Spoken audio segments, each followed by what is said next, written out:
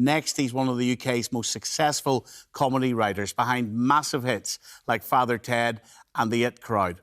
But Graham Linehan says he's been cancelled because of his controversial views on sex and gender issues. Graham believes if you are born a man, you cannot just get up one day and call yourself a woman. But these days, some people think that is a highly controversial thing to say.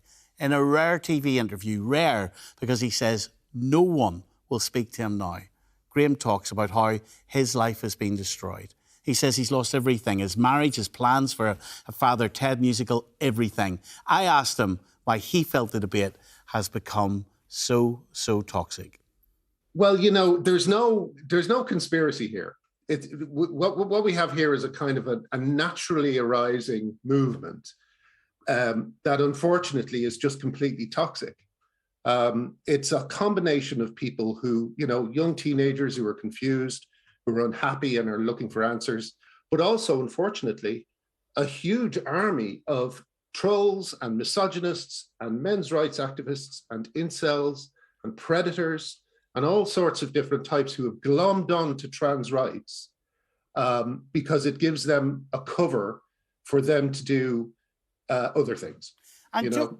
just to be clear with the audience, Graham, what this is about, this whole central debate is about whether what you are born defines what you are, whether you're male or female, or that you cannot be defined by what's between your legs. The kind of luxury beliefs that people hold at the moment, that you can change sex, that if you change your pronouns, or if you even say, I am trans, then that actually automatically does something to your... well, I'm not sure what the argument is. It seems to be that there's a kind of gendered soul that lives within all of us, and sometimes it matches up with our body and sometimes it doesn't. I don't believe in souls. I don't believe in gender. I believe we are either male or female. It's also extremely important if you are someone who genuinely feels that you are born in the wrong body. It's also extremely important if you've considered that throughout your life, you've got counselling, you in a thoughtful way want to be your own person in this world, and you don't want to be told by someone else that you have no right to describe yourself as a male, a female. Who cares? As long as you're happy. Why does this irk you? Because it hurts women. If you find you're in a position where your elderly grandmother, say, is going into a home and you are not allowed to ask for a female carer, that hurts women. But if there was someone through their own lived experience, they were born a male, but they would prefer to be addressed as a woman, would you not want to do that in order for them to feel comfortable in this world? Would you not want to be respectful? Well, yeah, and I am in private. But at the moment, unfortunately, the politicization of this issue means that I cannot really observe pronouns and things like that while this is going on. This is a war on women. Like, for me, absolutely, I think that people who are uncomfortable in their bodies, who have gender dysphoria, which we must remember, that's what this is supposed to be about, people who have gender dysphoria. They absolutely need the best medical help we can get. It's a terribly debilitating thing to have. But what is being proposed, not by trans people, but by trans activists, which are a very different group, is that we respect every single person who says, and literally just says, I am trans. And for me, at the moment, the most important consideration, there's two really. One is the safety of children, and one is the erosion of women's rights. And women's rights are being devastated at the moment by this. You only have to look at Leah Thomas on the women's swim team, who if Leah Thomas stands in front of one of his competitors or one of his the players on his team, you can't see them. He's so big. His shoulders spread around them, so you cannot see these people. He's a huge man. He wins his races by about 40 seconds. The other women in the race are racing for second place. What kind of a lesson is that to give to young girls? I don't understand why more people aren't up in arms about this. Gender identity as a woman, Graham. Yeah, it doesn't matter. It's a man with long hair, Stephen. You know that, you've seen pictures of him. It's a man with long hair. I don't understand why we're all pretending not to know this. So tell me your story. What has happened to you with Father Ted the musical? Well, my original bet was that the TED musical was too big to fail. I simply thought, if they come after it, then that'll be good, because then people will see how crazy this is, how absurd and how censorious, how anti-female, how homophobic that this movement is. So I kind of thought it would be okay, but you know, the more time passed, I was standing up. I was trying to explain myself as clearly as possible. When they couldn't come for me, they came for my wife. They released my wife's address online. They sent the police to my home.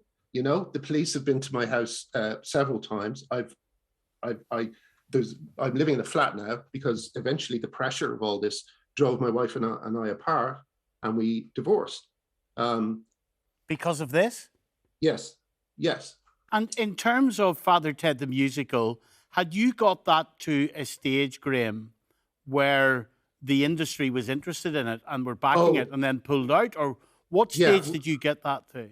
We've done full rehearsals of it twice. Neil Hannon has written some of the best music you'll ever hear. We have songs for every character. We have a great story.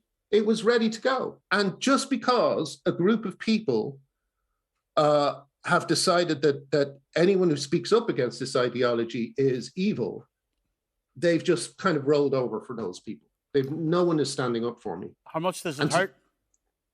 Well, you know, I'm used to it. After 5 years, not one of my friends spoke up. Not one of my friends said in the showbiz. Where I often joke, I used to know no one except people in show business, and now I know no one in show business and loads of people outside of it. You know, so I know social work. As I say, I know people from all walks of life. But my celebrity friends, comedians, you know, intellectuals who have an opinion on everything else under the sun except this subject, they just said to stay silent. And all it needs is just a few adults to step into the room and say, hang on a second, he's not saying anything particularly controversial. Why is he so toxic? You say you're going to, you know, you've decided to fight this, but it must feel like a lonely place, and it must hurt, and it must mess you up. Yeah. You know, they took everything from me, you know. Like what? What do you mean? They took my family, you know. You know, before this, all I was doing was, you know, writing comedy and playing board games and being silly on the internet. And then I just said, no, hang on a sec. Stop calling these women TERFs. Stop sending them abuse. Let them speak. And for that, they just destroyed me. Do you honestly feel destroyed? No, because the one thing about this that keeps me going is that I know I'm right. You know, I know I'm right. I see things. When you open up a newspaper and you see the words used, as I have many a time, about sexual offenders who have suddenly decided they're women, and the word "her penis" comes up. Well, every time I see something like that, I just think, well, I'm right and everyone else is wrong. I mean, it's a very strange position for me to be in. It's the opposite position to the one I've been in for my whole life.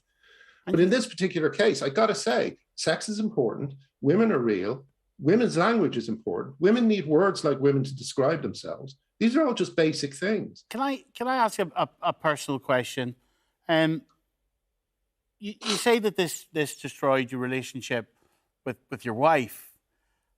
How did you two not bond together? How did this not keep you close if someone was attacking you and you love each other? I don't want to go too much into that, because that's like, all I'll say is that it's very frightening when people start coming after you, when people start digging up stuff about you. And like, I'll tell you, can I answer that a different way? I'll tell you why other comedians won't stand up for me, even if they agree with me. Every comedian at the moment is living under a kind of state of permanent blackmail. Every comedian knows that if they step on the wrong side of any particular line, it could be this, or it could be any other number of things. There's a few hot button issues where you have to follow a certain line, and if you don't, you'll be destroyed. I mean, I've been thoroughly cancelled, Stephen. I'll tell you how cancelled I am. There were 2 programs called Cancelled, and I wasn't on either of them. You know what I mean? That's how cancelled I am. I do believe, Stephen, we will look back at this time and we will go, how did we get so insane? Like, how did the whole world believe that J.K. Rowling was a bigot, despite no evidence being presented to that end? And I think, and I genuinely think, and I've said this before, but I genuinely think that this is the first serious mass delusion spread by the internet. I think it's spread by the internet. Kids spread it to each other. You may have heard the phrase rapid onset gender dysphoria. But you know how insulting what you've said will be to some trans people. You know that. Which that I've said? Mass delusion. It's real for them. No. Well, no, hold on a second. I'm not saying that about trans people. I'm saying that about society as a whole. For me, as I say, I know a lot of trans people who are just as shocked by this stuff. And they're terrified that there's going to be a backlash against trans people. Come to the end of this interview. I'm desperate to ask you why you feel really that this is worth it. If you rationally look at what you are giving away to fight for this cause, you're giving away your career, your relationship's gone, your financial stability is gone, your friends, you say, are gone. How on earth is this worth it? Because sometimes something is so wrong that you have to say something. And if I didn't say something, I'd go mad. And do you not have your friends, your lifelong friends, standing by you? Well, no. I mean, look, the thing is, you can't ring round people and ask them to be brave. I did do a version of that where I rang up a bunch of people and I said to them, look, would you sign? We had a letter supporting J.K. Rowling in the face of death and rape threats. And we said, would you, I rang up various people I knew. I thought surely this will rouse them, and I rang all these people and every single one of them said no, and all it would take would be a few people with courage to stand up and say, hang on a sec, we need to talk about this without people losing their livelihoods. We need to be able to discuss this in an adult way. You're telling me they wouldn't sign a letter to say death and rape threats were wrong? Yeah. That is extraordinary, Graham. I know. Like, one of the other things about this whole thing is that it is a failure of, intellectuals of I mean, I actually class comedians pretty highly because I think comedians think about stuff in interesting ways, but it's a failure of comedy.